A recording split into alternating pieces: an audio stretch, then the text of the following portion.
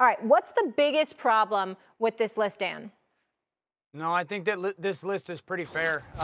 1, 2, 3, absolutely. I think Rodgers has been a little bit misspoken about this year, not paying attention to the broken thumb that he had last year. Herbert's talent is undeniable, so I think that it's a pretty fair list given where everyone sits. Rodgers, I think, has a bounce-back year and kind of earns that number 4 ranking again.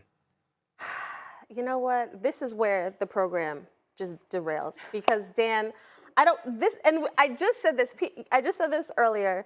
I feel like Jalen Hurts is the most disrespected player in the NFL. Now, obviously, you could say running backs, outside of running backs. And people could say, well, how could a guy who's one of the top quarterbacks be disrespected? That right there. Why is Jalen Hurts, who just was in the Super Bowl, who just outplayed Patrick Mahomes in that Super Bowl, who could have arguably had an MVP season had he not gotten hurt late in the season, how is he behind Justin Herbert? Somebody explain it to me. How is he behind Aaron Rodgers, who's almost 40 years old? Aaron Rodgers is Dan's age. How is Aaron Rodgers ahead of Jalen Hurts? How is Josh Allen, a guy that we've said he is a tremendous talent, but we watch year after year as the Buffalo Bills find a way to just disappoint and not reach their ultimate goal, right? I don't understand it, and I just don't get what more Jalen Hurts has to do to show people, especially the same people that criticized him and said, I don't know if he can actually be the running back. I don't know if he could be the quarterback of the Eagles. Let's see. People wanted Carson Wentz over him. And now the kid gets you to the Super Bowl and he's 6 on the list. This is madness. I mean, think about those clutch situations with him last year. Top 4 in QBR, in the red zone, on 3rd down, in 4th quarter of games. If he's not number 4, then something's wrong with this list. And I think so often we put projection, like what is this person going to do this year, and also basing it somewhat on last year, but the past too. Where's Deshaun Watson on that list? If Justin Herbert is going Courtney, to be... now we just went off the reservation. We just went off the reservation. Like, let Deshaun Watson I like your Bill Parcells impersonation of Kimberley, but I'll stop you because when he was not dealing with any of the off-the-field stuff, previous years, he's a top 5 quarterback in the NFL. You won't find any exec who will say anything otherwise. It probably felt wrong for the people who were voting on this list to put him as a top 10 quarterback after a 3-3 record last year when he comes back from suspension. But he's one of the best quarterbacks from the pocket. Even during that 4-12 season, he led the league in passing yards. I expect fully, when we're doing this time next year, that Deshaun Watson's top 5, top 6 in this quarterback market. I don't have too many other issues other than... You don't think Rodgers is too high?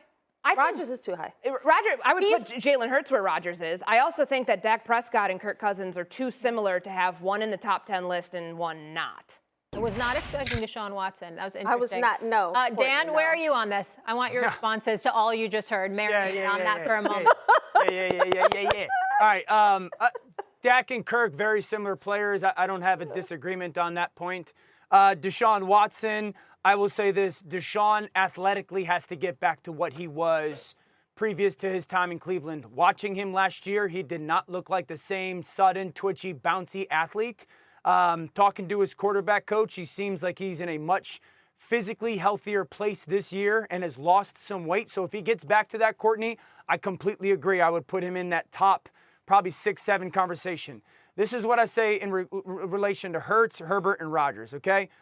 Joe Burrow has outplayed Patrick Mahomes head-to-head multiple times. I think Patrick is the better player. Joe Burrow is the 2nd best quarterback in football, and it's close. Josh Allen is the 3rd best. Josh Allen had 3 and 4 had major injuries last year, guys. Josh and Aaron Rodgers had major injuries. Justin Herbert's got ridiculous talent. Jalen Hurts is awesome. He's the highest paid player in the history of the NFL. He's awesome. He's awesome. To sit there and say he's disrespected so much because he's 6th and not 4th. I definitely don't do that. Myles Garrett with a 98 overall rating, and the top edge rusher in this year's game is Nick Bosa, rated 98 overall. All right, the ladies and Dan-O back here with me. Dan, I will start with you. Did Micah Parsons get snubbed? No, because Micah Parsons is more than just a singular position. Micah is, where's Waldo? Move him around so often for their defense. He is as good of a player and probably as good as a pass rusher, but Micah lined up at linebacker 200 snaps last year. That is significantly more than either Myles Garrett or TJ Watt or Nick Bosa. So The fact that Dallas uses him in so many different positions in the Madden rating world probably negatively impacts him when it comes to real world and how much money he's going to make and be in the conversation for Defensive Player of the Year stuff. It is only a benefit for him and their defense in Dallas. But he's not just a true edge rusher on every single snap like those other two guys. Yeah. Is he a linebacker? Is he a defensive end? This is the conversation we get ourselves in every year with Micah Parsons. But the stats will show you that since he got in the league in 2021, he's had 500 pass rush snaps. 18.3% of them have resulted in him pressuring the quarterback. That's the most of any edge rusher out there. So to me, he probably should have got the 98 that Nick Bosa got, or even put himself in Myles Garrett's spot. 26.5 sacks since he got into the league. There's no denying his impact. I think the funny thing, though, is this offseason he says he's off the sack wave. So whether he's going to play one position, 3 or 4 or 5, he even said 8 to the Dallas Morning News recently. His impact as an edge rusher, as a linebacker, wherever you want to line him up on the defense, he should be at the top of that list. Yeah, you know, it's hard because I feel like Micah takes a lot of things as slights, and this is not meant to sound like a slight. I don't think he was snubbed. Because when I think about edge rushers, the first guy I actually thought about, I was like, oh, I wonder where TJ Watt is on this ranking. Honestly, and it's no shade to Micah Parsons, but when I think about Nick Bosa, when I think about Myles Garrett, when I think about TJ Watt, there was a stretch last year where we talked about how when TJ Watt isn't on the field, the Steelers do not win games. Like that, Right. like, so when I think about Micah, yes, he is a do-it-all Swiss Army knife of a guy. But when I think about, and maybe I'm biased because I cover the AFC North a lot, so I see these guys constantly. But who would I rather have? Like, I want to have a Nick Bosa. Like, Myles Garrett, he is literally that defense. And so I don't think Micah was snubbed. Hope he doesn't feel snubbed, but I know he is. I have to say, that's some bulletin board material for him. He reads and listens He to reads everything. and listens. Micah, we love you, man, but just Thanks, Kim. sit this one out. Dan? If the Cowboys play him solely at defensive end, Right. he'll get 99 next year. That's a different I also story, yeah. think it would hurt their defense. Right, I say which this is all why the they time, didn't do guys. it. Like, if you play him where I know he's going to line up on a consistent basis, I can minimize his impact. I think one of the reasons why Aaron Donald has become, outside of he's a remarkable player, become so still dominant is how much the Rams move him around on the line of scrimmage. I expect the Cowboys to do the same. And so, again, if you want to give overall rating, he's a 99, but maybe as a pass rusher, I just don't think he's gonna play so many different positions for them. He wanna covered check Kenny in, Golladay yeah. last year. He played coverage last year. Yep. Dan, I want to check in with another guy that got rated a I heard this guy 98. he is phenomenal this Yeah. year. Yeah, I heard Something he's special. jacked too. Dan, I need to make my sure you can see Lord. this image. So let's check Photoshop. out, just keep it on the photo. I'll just talk. So he tweeted, this 98 feels a smidge low, but I'll take it. You know Stephen A saw this and he was like, damn, I look good. Hold on. He's taking creatine right now, and he's lifting heavy, and he's doing low reps. Right, Dan? Come on, you know it. Am I right? All right, so, Dan, your, Molly, I got reaction to so all many of this. things to this. Wait, no, I have to say So- one more thing. And just in case you wanted his stats, he's 6'1", age 55, and 29 years of experience. experience So there. he's a vet. Talk to me. All right, so a couple of things. One, the picture is flawless. I mean, that is everything. You know what it is? It's how Stephen A sees himself. It's Yes. very far from reality, Yes. but it's how he sees himself. Number two, ain't no way he's 215 pounds now. I That's- stood next to listen. him. There's not a way that's 215. What do you think? I would love to go. 175?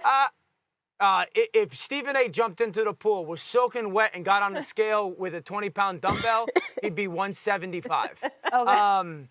I want to go down to stats and contracts. I think that would be a really interesting conversation, but we can't likely. Did he give himself the ratings? Because 98 physical, he is not physical enough to be a 98. Deep threat, 97, not nearly fast enough. Slot, he's not creative enough. And 98 route runner, Yeah, suspect. Did you Maybe from see the him? ladies. Wait, you Maybe know from the what? ladies. We're not prepared, Dan. But 98 route runner. Remember when he was late to the show and we saw the power oh, walk? yes, And then yes, he got running from out of New York. breath. I wish I called for that footage. That's my bad. Yeah, and he got out of breath walking to the studio briskly. out of breath. I just want to channel Stephen A. and that tweet that he had yesterday, quoting what Dak said about how he's not going to throw double-digit interceptions, whatever it was. Let me just do this real quick. Because that's what I saw. That's what I felt when I saw this ranking for him. I mean, we've seen his boxing workouts. They're impressive, yeah. Physical, would you put it at 98? His boxing workout? Yes. What boxing workout? It's Wait, I swear a little wife beater and he tries to act like he's cool. But here's the thing. The man is 55. Hey, we retired that term. 55. White tank top. Oh, white tank top, sorry. Yeah. He's 55 years old. So the fact that he's even boxing at this age, I'm impressed. I do think this is, when I talked about Jalen Hurts being the most disrespected player, this is what I'm talking about, y'all. This right here. He gets to play the Cowboys twice a year, though, so this is his dream. Is that Jalen Hurts' profile? Oh, Is yeah, that his jersey? I forgot. That's actually Jalen Hurts' body. I was just thinking the jersey. I forgot that that's actually him. No, I'm sure So it's Stephen A's head was with like, Jalen Hurts' body. How do I mess with the Cowboys? Yeah. Let me put my head right on Jalen Hurts' body. Yeah. That's a creative player. Yeah. That's a creative player. Stephen A's at home. Hey, the only thing is now we've given him a ton of ammo to come at us on. Thanks for watching ESPN on YouTube. For live streaming, sports, and premium content, subscribe to ESPN+.